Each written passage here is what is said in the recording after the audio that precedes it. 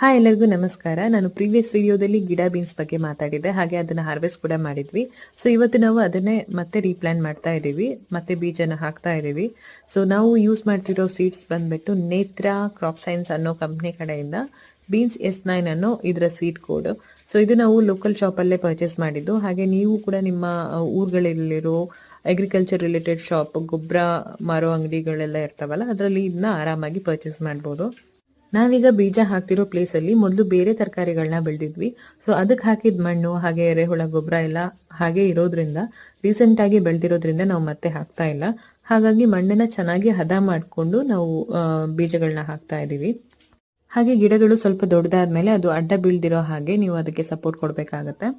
ಹಾಗೆ ಈಗ ಮಳೆ ಕೂಡ ಕಮ್ಮಿ ಆಗಿದೆ, ಹಾಗಾಗಿ ದಿನ ಡೈಲಿ ನೀರು ಹಾಕೋದು ತುಂಬಾ ಇಂಪಾರ್ಟೆಂಟ್. ನೀವು ಆ ನೆಲನ ಮಾಯಿಸ್ಟ್ ಆಗಿ ಇಟ್ಕೊಳ್ಬೇಕು.